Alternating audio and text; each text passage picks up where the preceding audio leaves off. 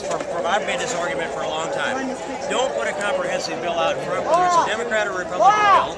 Do standalone individual pieces of legislation that people can understand and they can do justice. Congressman, with all due respect, why is the federal government even involved in this issue? It should be the states. Well, for the most part, it should be the states, but from a tax standpoint, I provide 100% tax deductibility for everybody's health insurance. If you're going to buy it, you ought to be able to deduct it. If a corporation can hire you and deduct it, you should be able to pay for it. Well, if it becomes a federalized type of program. Okay, we're talking speed. All right, hey. I just wanted to know that we want reform that this is wrong with, and doctors are against it. Hey, I just thought I'd come down here and stand where you stand and look up there where you've been looking. This is Congressman Steve King from Iowa. All right, Congressman King. And I can tell you that it lifts our spirits when we can hear your voices echo through the halls of Congress. It lifts our spirits.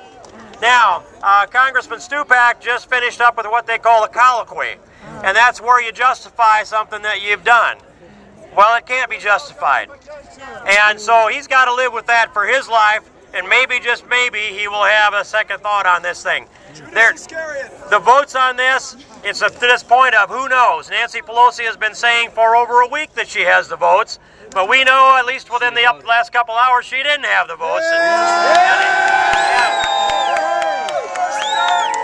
At least up until Bart Stupak held his press conference. Now, we're pushing back the other way.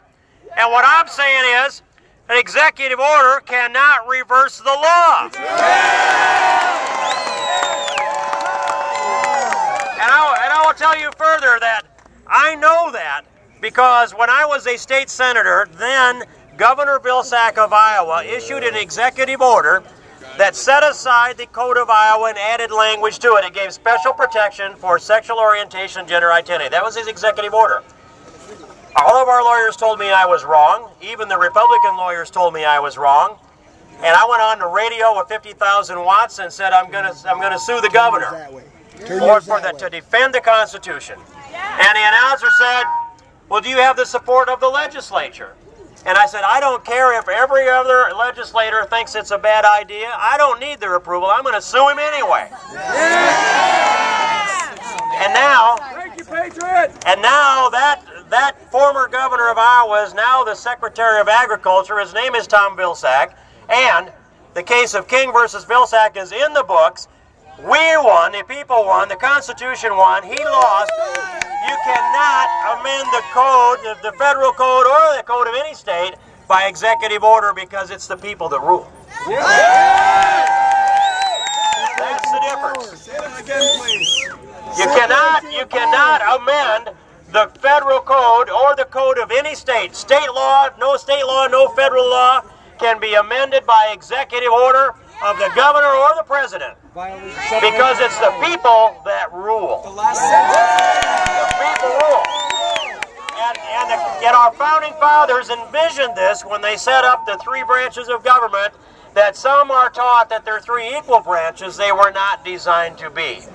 Our founding fathers believed that the judicial branch would be the weakest of the three. And they also believed that the executive branch of government would be jealous of the power that it had, and that the legislative branch of government would be jealous of the power that it had, and they would actively defend the power that was vested in each branch in the Constitution. Well, we've gotten a little lazy on that, and we've lost a little bit of our understanding of the Constitution, but in the end, the Supreme Court can rule what they can rule. The executive office, the president, can write his executive orders to the end of the earth, but finally, it's the people ruling through the Congress that run this country. It's you that runs this country.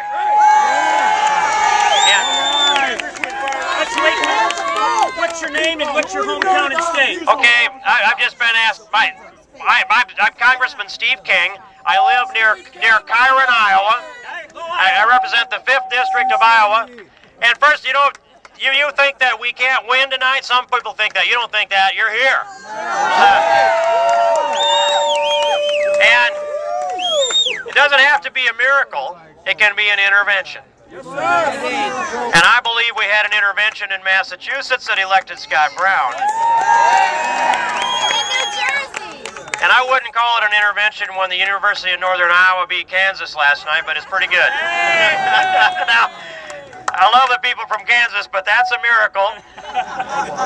God didn't ration us to one miracle a week or a weekend.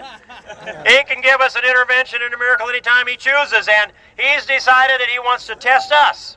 And so we're tested.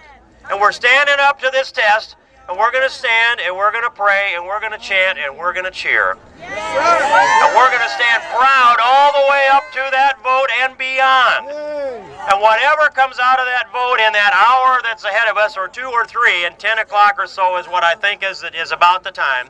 Whatever comes out, I will tell you this. I'm going to come back down here, and I'm going to stand with you.